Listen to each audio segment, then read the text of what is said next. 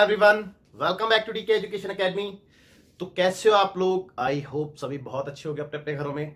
मैं देव कुमार पे तहे दिल से आपका स्वागत करता हूं आपके अपने चैनल डीके एजुकेशन एकेडमी में। और आज हम करेंगे solution of exercise 6.5 chapter 6 triangles class 10th mathematics. तो बच्चों ऑलरेडी हमने इस एक्सरसाइज के क्वेश्चन नंबर 1 to 11 कंप्लीट कर लिए हैं। तो आज हम क्वेश्चन नंबर 12 to 17 कवर करेंगे इसमें। तो बेटा स्टार्ट करते हैं अपने वेरी फर्स्ट क्वेश्चन नंबर 12, जो कि पेज नंबर 151 एनसीईआरटी रहने वाला है। तो देखते हैं क्वेश्चन नंबर 12, जो कि पेज नंबर 151 एनसीईआरटी में है। ठीक है, तो बहुत इजी क्वेश्चन है क्वेश्चन नंबर 12। क्या कहता है, ध्यान से सुनेंगे बेटा। कहते हैं कि two poles of height 6 metre and 11 metre stand on a plane ground. देखो एक प्लेन ग्राउंड है, उस पे दो पोल्स है बेटा, जिसकी हाइट 6 और 11 है। लेट्स सपोज एक ये पोल है, इसकी हाइट मैंने 6 मीटर ले ली, और एक पोल यहां पे ले लेते हैं, इसको थोड़ा सा बड़ा दिखा देते हैं जिससे कि 11 मीटर, ये थोड़ा सा ऐसे दिखे है। ओके, आगे देखते हैं क्या कहता है। कहता है कि stand on a plane ground full stop if the distance between the feet of the poles is 12 metre, यानी कि जो इनके यहाँ का फिट का डिस्टेंस है वो कितना है बेटा, 12 मीटर है ना। ओके, आगे कहता है find the distance between their tops. तो इनके टॉप्स का डिस्टेंस बताना है। इट मींस अगर इसका टॉप ये है और इसका टॉप ये है, तो मुझे ये चीज कैलकुलेट करनी है। ओके, तो आई एम श्योर क्वेश्चन क्या चल रहा है ये बात तो आपको समझ में आ गई होगी। अच्छा, अब एक बात बताइए भाई, जाहिर सी बात है दोनों पोल जो हैं ग्राउंड के साथ में 90 डिग्री का एंगल बना रहे होंगे, इसमें तो कोई शक नहीं है ना। ठीक है, और अगर मैं ग्राउंड के पैरेलल यहां से एक लाइन ड्रॉ करूं, तो ऑब्वियस सी बात है ये एंगल भी 90 डिग्री बनेगा, क्योंकि देखा ना कॉरस्पॉन्डिंग एंगल हो गया इसका। ठीक है, और साथ ही ये वाला क्वाड्रिलेटरल क्या बन गया बेटा, पैरेललोग्राम बन गया है ना।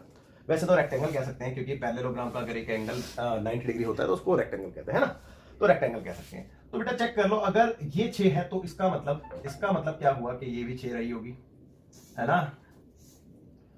और अगर ये पूरी की पूरी साइड कितनी थी, 11 मीटर थी, तो आई एम डैम श्योर कि इतनी कितनी रही होगी बेटा, 5 मीटर। वही चेक कर लो, अगर ये पूरी 11 है, 11 में से 6 गया तो 5 ही तो बचेगा, है ना। और क्योंकि अपोजिट साइड इक्वल होती है रेक्टेंगल की, तो ये 12 है, तो बेटा इसका मतलब ये 12 भी रही होगी। ठीक है, अब आप ध्यान से देखो, अब इस क्वेश्चन में कुछ बचा ही नहीं है, बस मेरे को ये वाली साइड निकालनी है। और अगर आपको बात समझ में आ रही है तो ये ट्राइंगल एबीसी की हाइपोटेन्यूस है, और एबीसीडी कह रहा हूं, सॉरी एबीसी एक राइट ट्राइंगल है ना, और उसकी आपसे हाइपोटेन्यूस मांग ली है। तो बच्चों इसमें तो कुछ बचा ही नहीं है, तो इसमें मैं पाइथागोरस थ्योरम लगाऊंगा और बिना देखे बता सकता हूं कि 13 मीटर होगा, है ना। तो देखेंगे कैसे, हिंट देता हूं मैं इसमें, अब तो कुछ बचा नहीं है। तो भैया इसमें हम क्या करेंगे कि in right triangle ABC, by using Pythagoras theorem. तो भैया पाइथागोरस थ्योरम क्या कहती है, हाइपोटेन्यूस इट मींस AC का square is equal to perpendicular it means AB square plus BC यानी कि बेस का स्क्वायर, है ना। तो भैया AC आपको कैलकुलेट करना है, आप जानते हैं। ठीक है, तो AC as it is, AB आपको गिवन है, चेक कर लो 5, BC 12। तो भैया AC का स्क्वायर बराबर 5 का 25 और 12 का 144। तो it means AC equal to, check करो ये आ गया 169, और यहां से स्क्वायर हटेगा तो अंडर रूट, तो AC आ गया प्लस माइनस 13। तो क्योंकि ये डिस्टेंस है और डिस्टेंस नेगेटिव नहीं हो सकता, तो इसीलिए माइनस 13 को नेग्लेक्ट कर देंगे, तो प्लस 13 मीटर। तो भैया 13 मीटर क्या आ गया आपका, यही बताया था ना मैंने, डिस्टेंस बिटवीन देयर टॉप्स, है ना, इन पोल्स के टॉप्स का डिस्टेंस आ गया है आपके पास 13 मीटर। तो बच्चों आई एम श्योर आपको समझ में आ गया होगा, बहुत इजी था, आप फटाफट से इसको नोट करेंगे वीडियो। तो देखते हैं क्वेश्चन नंबर 13, जो कि पेज नंबर सेम 151 एनसीईआरटी रहने वाला है। कहता है कि D and E are points on the side CA and CB respectively of triangle ABC right angle at C, यानी कि ABC कोई एक राइट ट्राइंगल है जिसमें राइट एंगल C पे बोला गया है। तो आप एक राइट एंगल ट्राइंगल बनाएंगे जिसमें C को 90 डिग्री लेते हैं। तो लेट्स से ये A हो गया, ये B हो गया, है ना। ओके, मान लेते हैं ऐसा। और इसमें बोला गया था कि D जो है वो पॉइंट है CA पे, तो CA पे यानी कि D सब जगह यहाँ पे पॉइंट रहा होगा, मैंने मान लिया। और E जो है वो CB पे है, तो CB पे E कोई पॉइंट है यानी कि यहाँ पे होगा, है ना। ओके, आगे कहता है respectively of triangle ABC right angle at C prove that A का स्क्वायर, चलो यहां पे लिख लेता हूं 2 मिनट के लिए, A square plus B D square is equal to A B square plus D E square, A B square plus D E square. Okay, तो देखते हैं। सबसे पहले गिवन इंफॉर्मेशन लिखेंगे भाई। वैसे तो ऐसा लग रहा है कि हमने ऐसा क्वेश्चन इंट्रोडक्शन में ऑलरेडी कर रखा है, बट फिर भी कोई बात नहीं, एक बार और देख लेते हैं। तो अगर सेम ही होगा ऑलमोस्ट तो फिर मैं आपको हिंट दूंगा, है ना, अदरवाइज देखते हैं। तो इन फिगर ट्राइंगल एबीसी, या फिर खाली हम इतना भी लिख दें कि इन ट्राइंगल, सॉरी खाली एंगल सी ही लिख देते हैं, यानी कि एंगल जो बीएसी है, सॉरी बीएसी कह रहा हूं, बीसीए है, वो कितने का है बेटा, 90 डिग्री का है। तो यही इंफॉर्मेशन इसमें मेन थी, और तो कुछ है भी नहीं। अब प्रूफ जो करना है आपने उसकी बात कर लेते हैं। तो बच्चों आपसे क्या मांगा गया है कि A E square plus B D square equal to A B square plus D E square, है ना, ये आपसे मांगा गया है। तो भैया कंस्ट्रक्शन की जरूरत नहीं है, सीधा प्रूफ में जाते हैं। तो प्रूफ में आने से पहले थोड़ा सा देख लेते हैं। मेरे को क्या चाहिए, ए ई चाहिए बेटा, ए का है ये रहा, ई ये रहा, तो इसका मतलब मेरे को इसको ज्वाइन करना पड़ेगा, है ना, और इसी के साथ आपको बी डी चाहिए, बी डी, तो बी ये रहा, डी ये रहा, यानी कि इसको भी ज्वाइन करना पड़ेगा। ओके, इतना समझ में आता है। ए बी ऑलरेडी है, डी ई यानी कि इसको भी ज्वाइन करना पड़ेगा, है ना।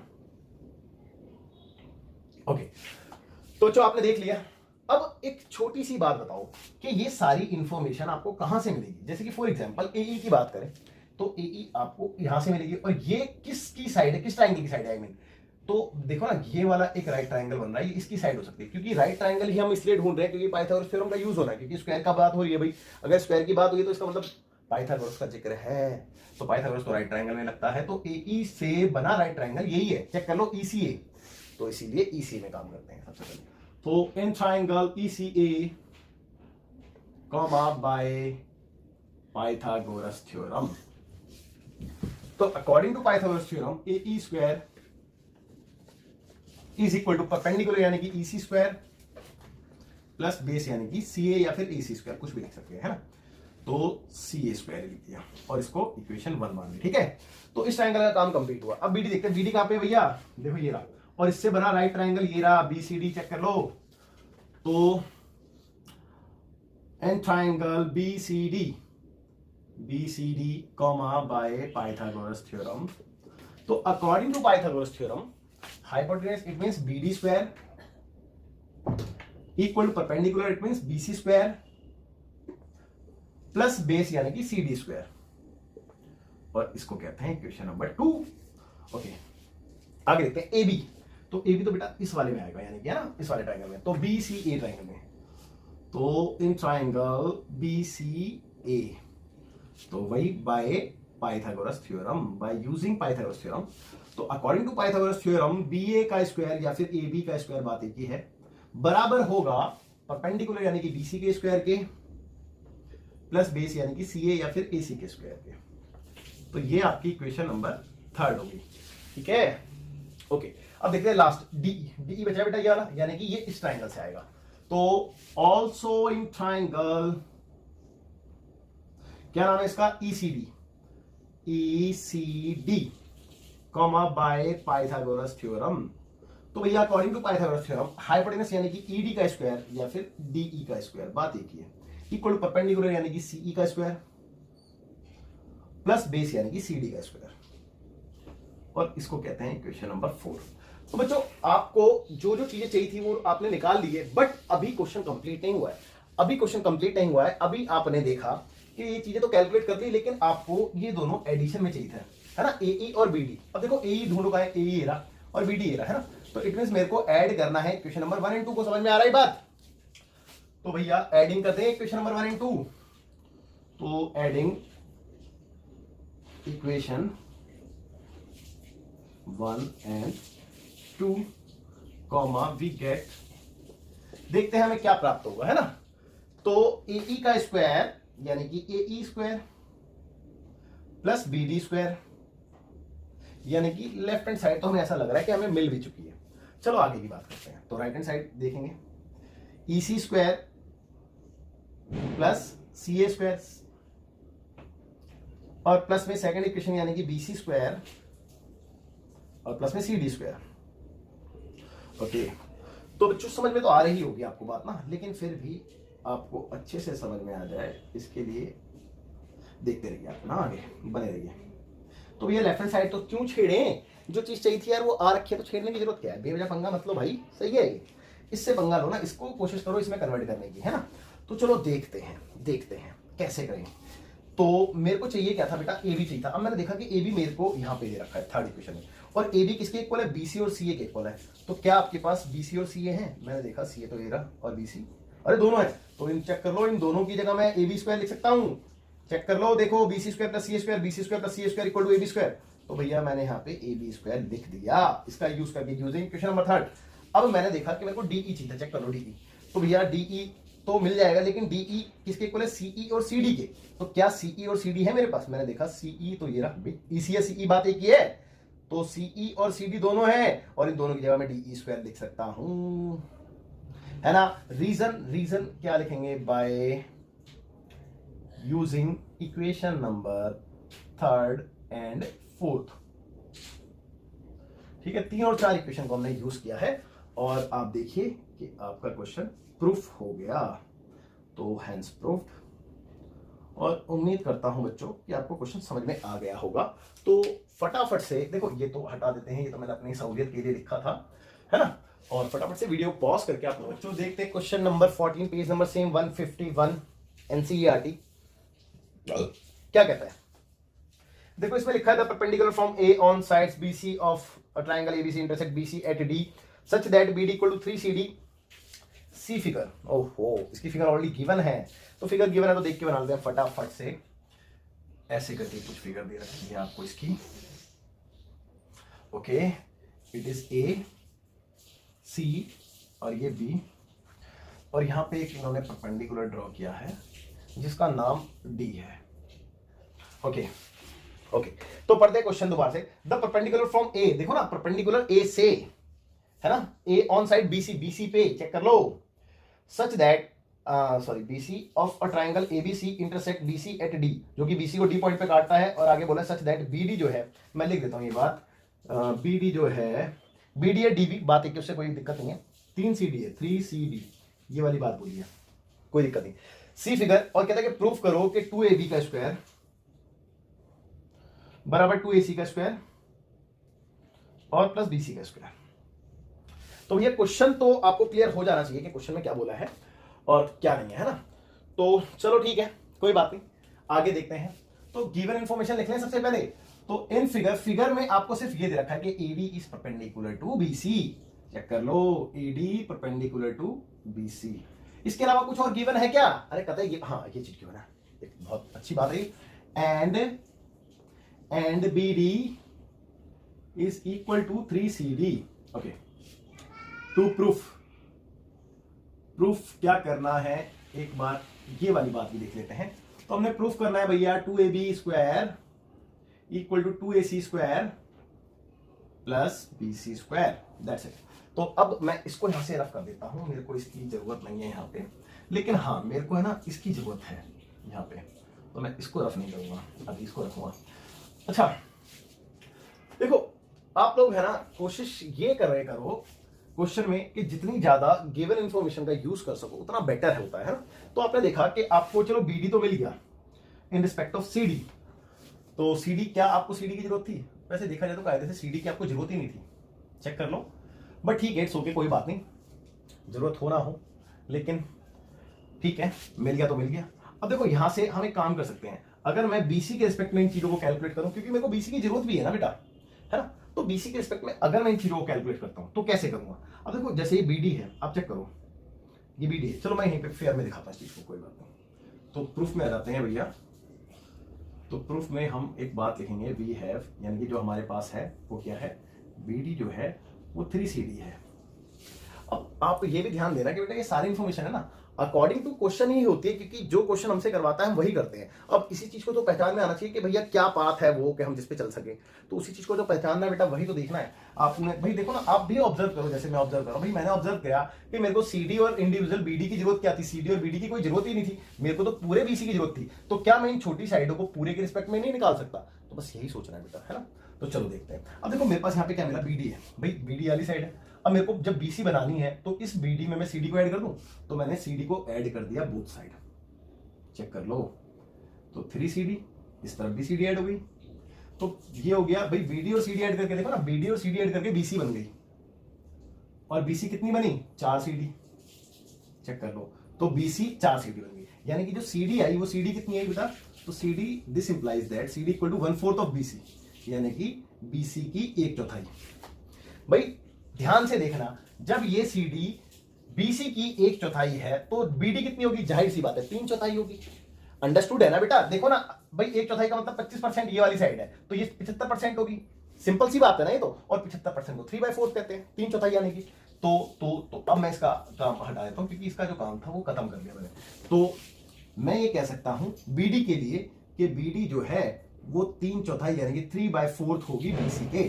तो बस मैंने ये इंडिविजुअल साइड्स बीसी के रिस्पेक्ट में निकाल ली। अब मेरा काम खत्म है बस। अब मैं 1 बाय 1 राइट ट्रायंगल का यूज करूंगा। एक ये है राइट ट्रायंगल, चेक कर लो, और एक ये है राइट ट्रायंगल, बस दैट्स इट, मेरा काम खत्म। देखिए नाउ इन ट्रायंगल या in right triangle ADC, in right triangle ADC comma by using Pythagoras theorem. तो according to Pythagoras theorem AC square equal to perpendicular AD square plus base CD square. Okay, फिलहाल इसको यहीं पे छोड़ देते हैं, अभी इससे पंगा लेना ठीक नहीं है, है ना। सभी ट्रायंगल का यूज तो कर लें, सिमिलरली इसका भी यूज कर लेते हैं ना बेटा। तो also in triangle, also in right triangle, क्या नाम है इसका, ADB। तो इसमें भी भाई हम काम तो वही करें, bye using Pythagoras theorem. Okay, तो पाइथागोरस थ्योरम कहती है हाइपोटेनस यानी कि AB स्क्वायर, परपेंडिकुलर यानी कि AD स्क्वायर प्लस बेस यानी कि BD स्क्वायर। चेक कर लो, और ये क्वेश्चन नंबर 2 हो गई। यार एक बात हो, मेरे को इन दोनों इक्वेशन को आपस में, मतलब समझ रहे ना, आपस में इनका यूज करना है ना एक दूसरे का। तो मैं कैसे कर सकता हूं, या तो कुछ ऐसा होता कि मेरे को इसकी लेफ्ट हैंड साइड इक्वल होती तो मैं राइट हैंड साइड को इक्वेट कर सकता था, है ना, या फिर राइट हैंड साइड इक्वल होती तो मैं लेफ्ट हैंड साइड को इक्वेट कर सकता था। मतलब कुछ तो आप समझ रहे हो ना मैं क्या कहता हूं, कि कुछ तो क्लू होना चाहिए ना हमारे पास। तो वो क्लू ढूंढते हैं। देखो मैंने इस पूरे में देखा, इस पूरे में मैंने देखने की कोशिश की, मेरे को पूरे में कहीं पे AD नजर नहीं आया, यानी कि मेरे को एक बात समझ में आ गई, और मेरे पास इन दोनों इक्वेशन में AD है। तो इसका मतलब ये आता है कि मैं AD को खत्म कर दूं कैसे भी करके, तो मेरा काम बन जाएगा। तो मैंने क्या किया, इधर देखो, मैंने इस इक्वेशन में, सेकंड इक्वेशन में इधर से AD की वैल्यू डाल दी। देखेंगे, ध्यान से देखेंगे, देखो बेटा AB square as it is, इस AD की वैल्यू देखो क्या आएगी, AC square minus CD square तो आएगी। तो इस AD स्क्वायर की जगह मैंने क्या लिख दिया, AC square minus CD square. मेरे ख्याल से आपको समझ में आ गई होगी। और प्लस का BD square as it is. मेरे को नहीं लगता कि आप लोगों को कोई डाउट रहना चाहिए इस स्टेप में, ठीक है। और यहां पे आप लिखना चाहो तो लिख देना कि using equation number first. Okay, आगे देखते हैं, देखो आगे देखते हैं। तो यहां तक भी अब आप देखो, ऑब्जर्व करो, आपको चाहिए क्या, 2AB चाहिए, तो एक AB ये रहा और दूसरा AB दूर दूर तक रहेंगे। अच्छा एक काम करते हैं, इसको पहले इधर ले आए, या चलो एक स्टेप नीचे लिख लेते हैं, कोई बात नहीं। अब एक स्टेप और नीचे लिख लेते हैं। तो मेरे को देखो, एक्चुअली अभी मेरे पास इतना तो आ गया कि मैंने AD को रिमूव कर दिया है, लेकिन अभी क्वेश्चन पे पहुंचे नहीं है, क्वेश्चन की तह तक ना। तो बेटा क्वेश्चन में बहुत कुछ सीखना है, जैसे कि AB मेरे को चाहिए तो AB ना छेड़ू मैं, AC मेरे को चाहिए AC ना छेड़ू, BC मेरे को चाहिए BC इधर है ही नहीं, यानी कि कहने का होता है कि CD और BD तो मेरे को चाहिए ही नहीं क्वेश्चन में। तो भैया CD और BD को खत्म कर दो। समझ में आ रही है बात? कैसे पता चला मेरे को, इधर देख के पता चला ना कि मेरे को क्या चाहिए क्या नहीं चाहिए। बस यही आपने सोचना है कि आपने क्या करना होता है। तो AC मेरे को चाहिए था, मैंने इन दोनों को नहीं छेड़ा, लेकिन CD मेरे को नहीं चाहिए। और CD देखो मैंने चेक कर लो, ये रहा, है ना, 1/4 ऑफ BC। तो CD की जगह मैंने लिखा 1/4 ऑफ BC, और क्योंकि इस पे स्क्वायर था तो यहाँ पे स्क्वायर। सिमिलरली BD भी नहीं चाहिए था मेरे को, तो BD की जगह मैंने क्या लिखा, 3/4 ऑफ BC। तो 3/4 ऑफ BC, और इस पे भी स्क्वायर है तो यहाँ पे भी स्क्वायर लगा दिया। तो बच्चों आई एम श्योर आपको बात समझ में आई होगी। अब यहाँ पे देखेंगे तो AB square as it is equal to AC square, और अब इसको ओपन किया, जब मैंने इसको ओपन किया तो माइनस का BC पे स्क्वायर हो जाएगा, और 4 का हो गया 16। चेक कर लो भाई, 4 का स्क्वायर 16 हो गया, प्लस प्लस प्लस प्लस भैया 3 का 9, और BC का BC स्क्वायर, और नीचे 4 का 16। पहले क्यों ना बोला, शो बोला। तो अब एक काम करते हैं, इसका फ्रैक्शन खत्म करने के लिए 16 से मल्टीप्लाई कर देते हैं होल इक्वेशन को, है ना। तो चलो 16 से जब ये मल्टीप्लाई हुआ तो ये बन गया 16AB स्क्वायर, ये बन गया 16AC स्क्वायर, ओके। और भैया माइनस ये तो खत्म, तो खाली बचा BC स्क्वायर, और ये बचा 9BC स्क्वायर। चेक कर लो, ठीक है। तो यहां पे आ गया भैया 16AB स्क्वायर, 16AC स्क्वायर, और 9BC में से 1BC गया तो प्लस का 8BC स्क्वायर, है ना। अब देखो AB चाहिए था, AB है, AC चाहिए था, AC है, BC चाहिए था, BC भी है, यानी कि सारी चीजें हैं मेरे पास। अब मैंने देखा कि इसमें एक्स्ट्रा क्या है भाई, मैंने देखा इसमें सब में 8 कॉमन है, तो मैंने 8 से इसको डिवाइड कर दिया। तो 8 से डिवाइड कर दिया, 8 2 16 यानी कि 2AB स्क्वायर, 8 2 16 यानी कि 2AC स्क्वायर, और 8 कम 8 यानी कि खाली BC स्क्वायर। और अब चेक कर लो, यही तो चाहिए था, है ना। तो हो गया काम आपका, हो गया question proofed, hence proofed, hence proofed. तो बच्चों एक बहुत ही बेहतरीन क्वेश्चन था, ये भी बहुत अच्छा क्वेश्चन था। आप वीडियो पॉज करके नोट कीजिए, और आई एम श्योर। तो बच्चों देखते हैं question number 15, most important question है, पेज नंबर 151 NCERT का मोस्ट इंपॉर्टेंट क्वेश्चन है। जैसे क्वेश्चन नंबर 14 था, बिल्कुल ऑलमोस्ट उसी की जैसे सिमिलर क्वेश्चन है, बट उससे थोड़ा एक्सटेंडेड वर्जन कह सकते हैं, है ना। तो बच्चों मैं इस क्वेश्चन को कराऊं उससे पहले मेरे को आप लोगों से एक शिकायत है, वो मेरे को आपसे कहनी है। बच्चों एक्चुअली क्या है कि मैं कोशिश करता हूं कि मैं अपना 110% दे सकूं, जिससे कि आपको मतलब आपके लिए मैं इसको बहुत ईजीएस्ट वे में प्रेजेंट कर सकूं, कहने का मतलब ये है। लेकिन होता क्या है कि बच्चे बिल्कुल भी कमेंट नहीं करते हैं, और बेसिकली ऐसा नहीं है कि कमेंट ना करने की वजह से मेरा कोई लॉस हो रहा है, ऐसा कुछ नहीं है, या कमेंट करने की वजह से मेरे को कोई प्रॉफिट होने वाला है, ऐसा भी कुछ नहीं है। बट आपके कमेंट से थोड़ी सी मोटिवेशन मिलती है हमें, ठीक है ना। अब आप खुद देखिए कि बेटा एक कैमरे को पढ़ाना कितना मुश्किल हो सकता है। देखो सामने अगर स्टूडेंट्स होते हैं तो उनको पढ़ाना बहुत आसान है, लेकिन सिर्फ कैमरे को पढ़ाना बहुत मुश्किल है बच्चों। तो प्लीज आप लोग थोड़ा सा कॉपरेट कीजिए, इस चीज को समझो, क्योंकि हमें भी थोड़ी सी मोटिवेशन की जरूरत होती है। तो दैट्स व्हाई आप थोड़ा से कमेंट्स कर दिया कीजिए, ठीक है प्लीज, ये आपसे रिक्वेस्ट है, ठीक है। ओके तो बच्चों आप देखते हैं क्वेश्चन नंबर 15, जो कि बहुत बेहतरीन क्वेश्चन है। आप इसको इंपॉर्टेंट मार्क जरूर करें, और एग्जाम में जाने से पहले इस क्वेश्चन को जरूर देख के जाए, है ना।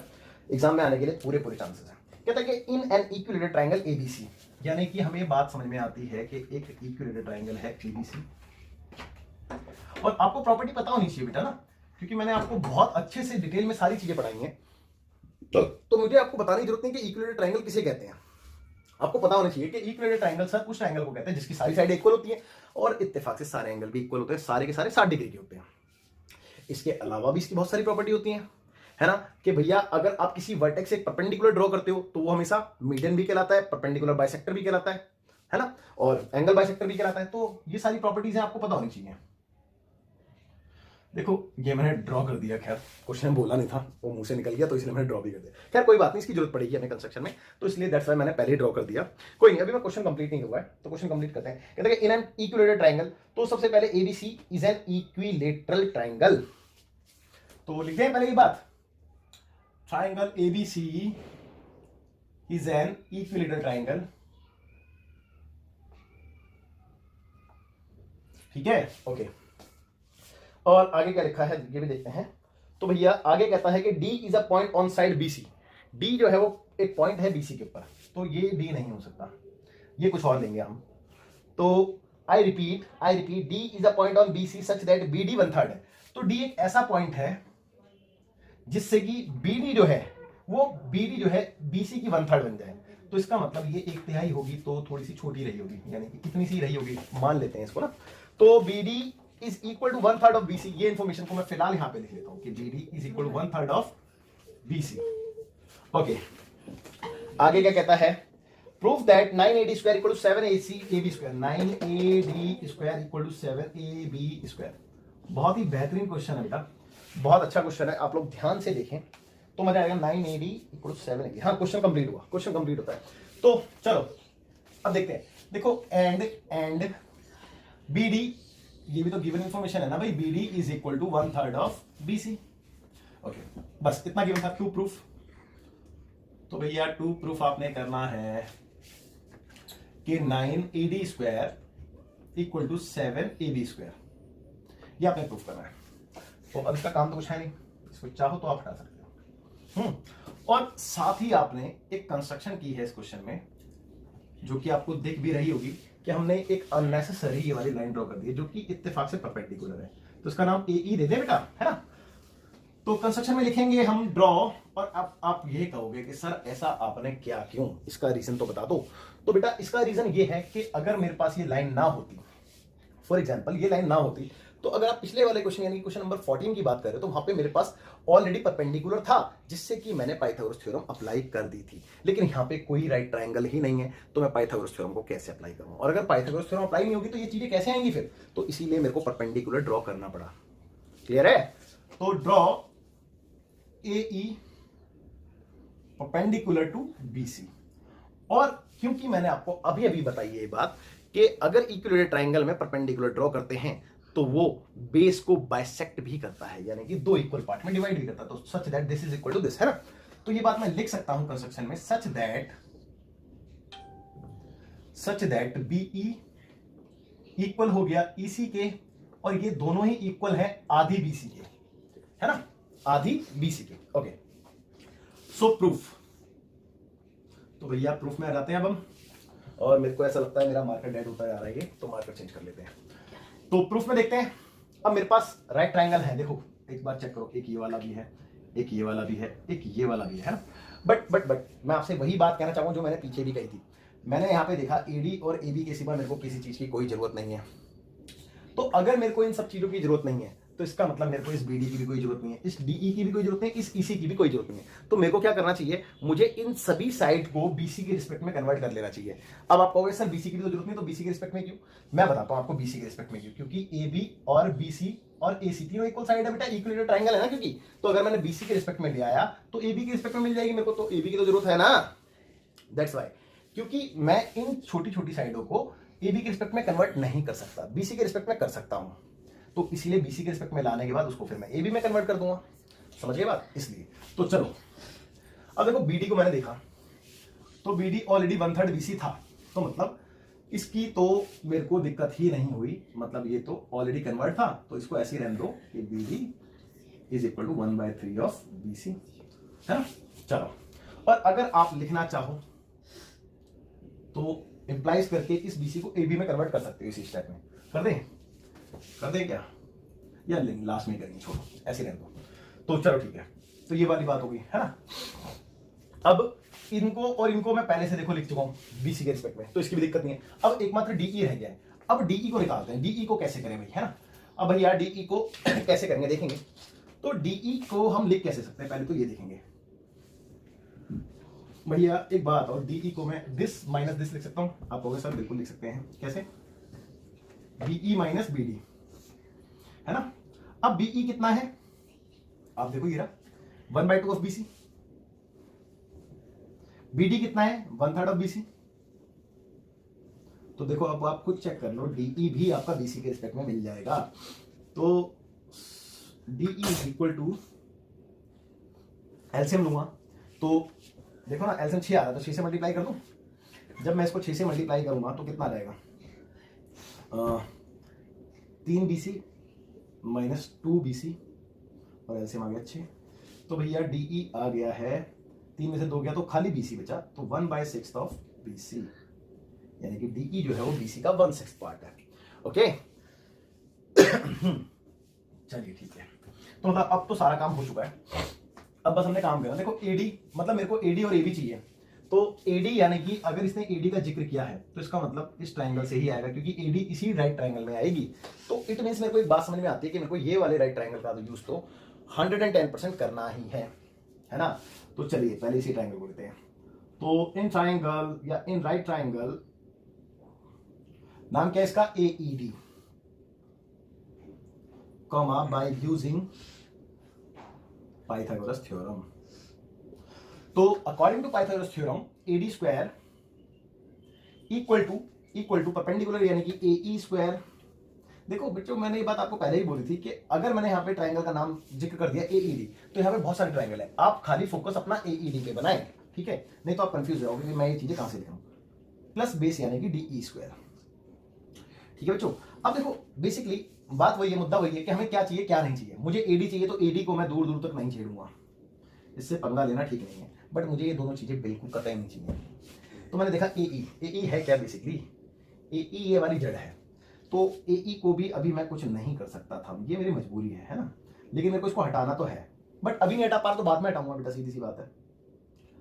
प्लस में डीई को मैं अभी हटा सकता हूं, देखो ना डीई मैंने निकाला है कितना 1/6 ऑफ बीसी। तो फिलहाल एक काम करते हैं, और इस पे स्क्वायर है तो इस पे भी स्क्वायर आएगा, और अगले स्टेप में मैं सोच रहा हूं कि इसको एज इट इज रहने दें। इसका कितना आ गया बेटा, बीसी का स्क्वायर और 6 का 36, और इसको एक इक्वेशन मान के यहीं पे छोड़ देते हैं, इससे पंगा लेना ठीक नहीं है, क्योंकि इसके आगे भी मैं इसमें कर भी नहीं सकता कुछ ना।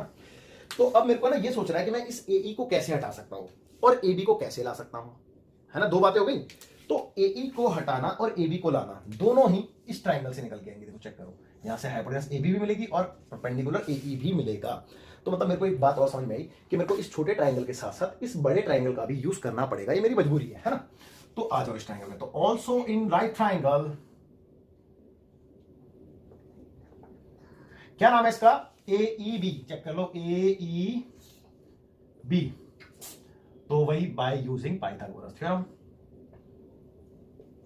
तो बच्चों कुछ चीजें अगर आपको समझ में नहीं आती, जैसे कि in case of writing wise, तो मैं मुंह से भी बोलता हूं तो आपको समझ जाना चाहिए कि मैं क्या लिखना चाह रहा हूं ना। तो अकॉर्डिंग टू दिस ट्राइंगल और पाइथागोरस थ्योरम अगर मैं यूज करता हूं तो हाइपोटेनस स्क्वायर यानी कि A B square equal to perpendicular means A E square और प्लस बेस, है ना, तो बेस यानी कि बी ई स्क्वायर। ओके, तो अब मेरे को बात समझ में आ गई है कि मेरे को क्या चीज चाहिए थी और क्या चीज नहीं चाहिए थी। यानी कि अगर मैं इस ट्राइंगल की बात करूं तो मेरे को ए बी चाहिए, तो मैं ए बी नहीं छेड़ूंगा, मेरे को ए बी दूर दूर तक नहीं छेड़ना चाहिए। अच्छा, ए ई मेरे को हटाना है ना, कैसे भी करके, और मेरे पे ये वाली इक्वेशन है, तो यहाँ पे मेरे पास ए ई स्क्वायर है भी, तो मैं ए ई को हटा सकता हूँ दिस माइनस दिस लिख के आराम से, है ना। ओके, तो मैंने ए ई की जगह यहां से, आप चेक करो इस इक्वेशन को, देखो ए ई की जगह क्या लिख सकता हूँ, ए डी का square minus B C square upon 36, है ना। तो इसकी जगह मैंने लिख दिया A D square minus B C square upon 36, ठीक है बच्चों, आप देख सकते हो, है ना।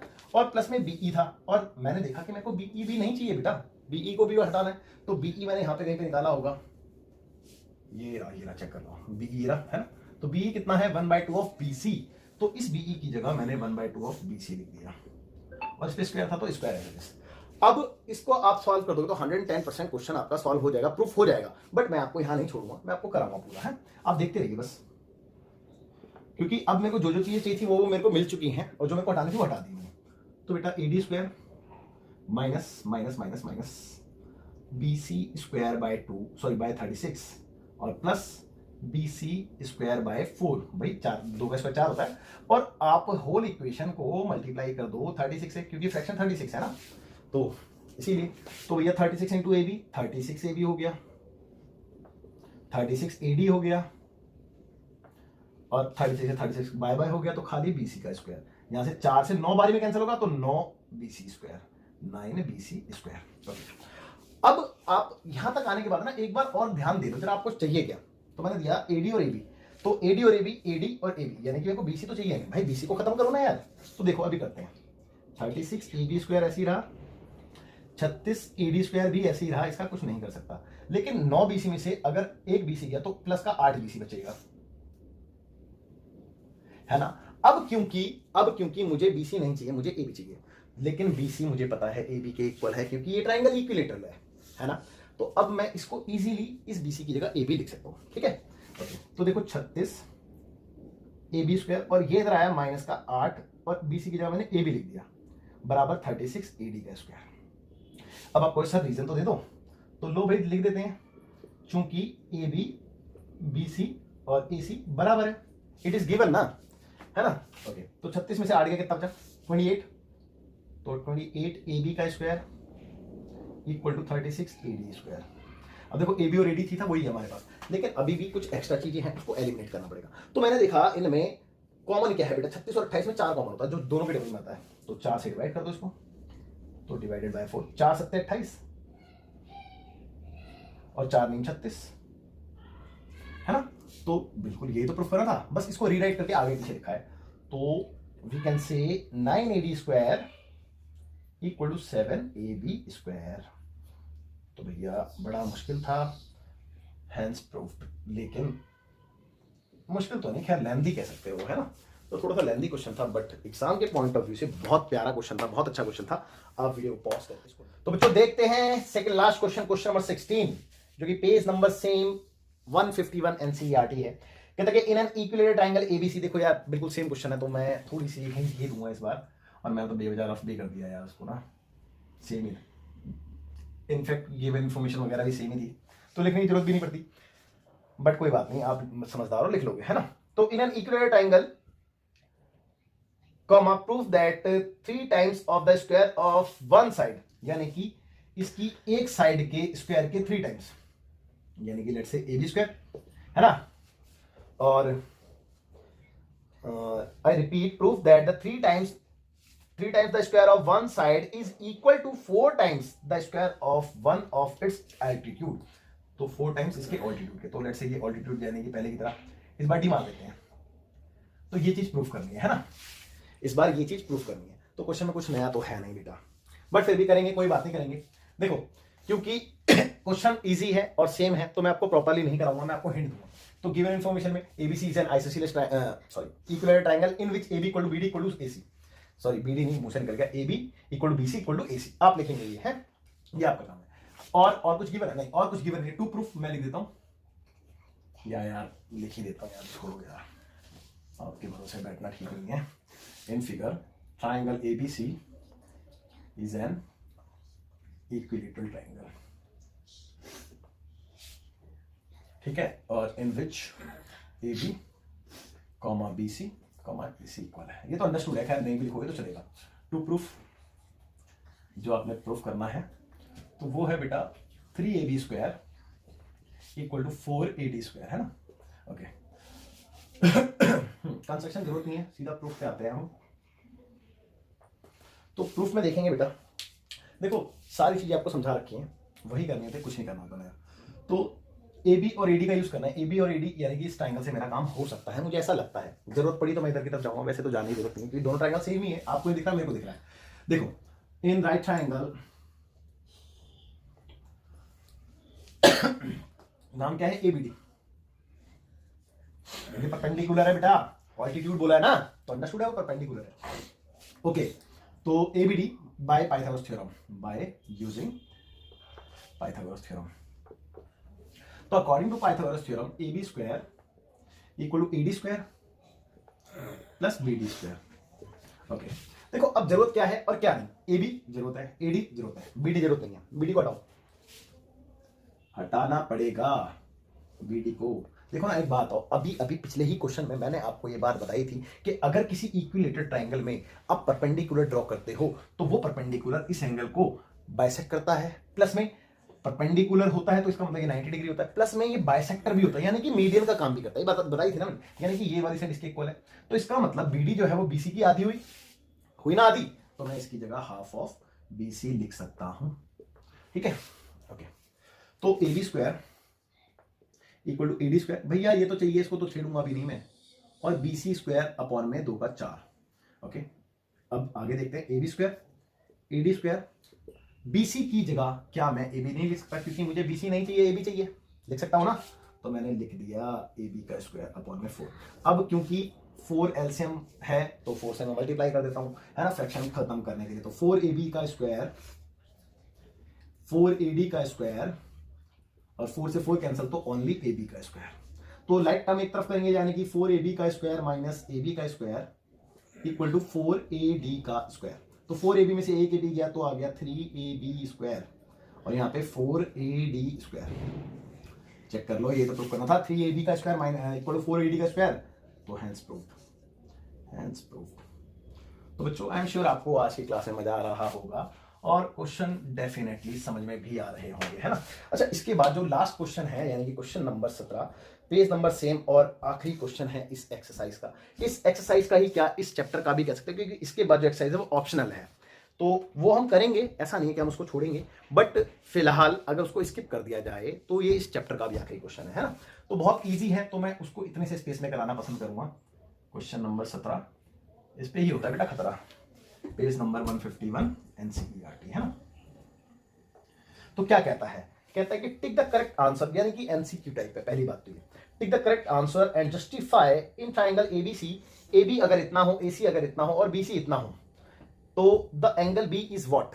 एंगल बी बताना है। चलो लेट मी चेक। अगर मैं एक राइट एंगल ट्राइंगल जैसा बना लूं, आप ये कहोगे सर राइट एंगल ट्राइंगल क्यों बना रहे हो? मुझे ऐसा लगता है कि शायद पाइथागोरस चल रहा है, तो आई थिंक सो के राइट ट्राइंगल का ही यूज हो रहा होगा। मतलब ऐसा नहीं कि मैं राइट ट्राइंगल बना रहा हूं तो आप भी वही बनाओ, आप जैसे मर्जी बना सकते हो, कोई वो नहीं है। बट राइट ट्राइंगल बनाने का पीछे एकमात्र रीजन ये है क्योंकि टॉपिक ही वो चल रहा है, तो मुझे ऐसा लगता है कि डेफिनेटली राइट ट्राइंगल ही रहा होगा।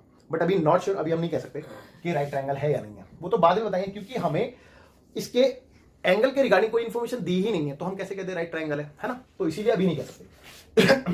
जो इंफॉर्मेशन है उसके रिगार्डिंग देखते हैं। इसने बोला कि ए बी 6√3 है, तो ए बी 6√3 और मीटर सेंटीमीटर क्या बोला इसने, सेंटीमीटर बोला है, तो CM है ना। ओके ओके, AC 12 है, AC ए बी, और BCB इसने बोल दी है 6 है। ओके, तो फिर एंगल बी पूछा है आपसे, तो एंगल बी पूछा है। अब यार देखो डेफिनेटली सी बात है कि क्या हमने अभी तक इस पूरे चैप्टर में, इंटायर चैप्टर में ये सीखा है कि आपको तीनों साइड दे रखी है तो आपसे एंगल बता दिया जाए? ऐसा हो ही नहीं सकता भाई, हम किस बिहाफ पे बता पाएंगे, नहीं बता सकते। तो एकमात्र एक ही ऑप्शन है कि अगर ये साइडें पाइथागोरस थ्योरम बना रही होंगी तो मैं कह सकता हूं कि ये सबसे लंबी साइड है, तो इसके सामने वाला एंगल 90 डिग्री का रहा होगा। एकमात्र यही रीजन है मेरे पास। तो मैंने बस यही चेक करना था कि क्या इसमें पाइथागोरस थ्योरम लग रही है। तो लेट मी चेक, मैंने AC का स्क्वायर किया जो कि 12 का स्क्वायर यानी कि 144 आया। ठीक है, फिर मैंने AB का स्क्वायर किया, AB का स्क्वायर यानी कि 6√3, तो 6 का 36, देखो साइड में करो, 6 का 36 और √3 का 3 आएगा, यानी 6 3 18 का 8, कैरी हुआ 1 और 3 3 और 1 10, यानी कि 108 आया। अब उसके बाद मैंने BC का स्क्वायर किया, तो BC कितना था 6, तो ये आ गया 36। तो अगर इन दोनों का स्क्वायर बड़ी साइड के स्क्वायर के इक्वल है तो मैं कह सकता हूं कि हाँ भाई, है ना। तो मैंने देखा कि since AC square equal to आ रहा है AB square plus BC square के। आप कहोगे कैसे, करके दिखाओ, करके देखते हैं। AB स्क्वायर कितना था 108, BC स्क्वायर कितना है 36, दोनों को ऐड करेंगे 6 8 6 14 का 4, कैरी हुआ 1 1 3 और 1 4 1 का 1 आ गया ना, बराबर AC स्क्वायर, और AC स्क्वायर भी तो इतना ही था 144। तो बेटा इसका मतलब ये निकल के आता है कि ये पाइथागोरस थ्योरम इसमें अप्लाई हो गई, और पाइथागोरस थ्योरम की कन्वर्स ये कहती है कि ये एंगल 90 डिग्री का होना चाहिए, है ना। तो बाय कन्वर्स ऑफ PGT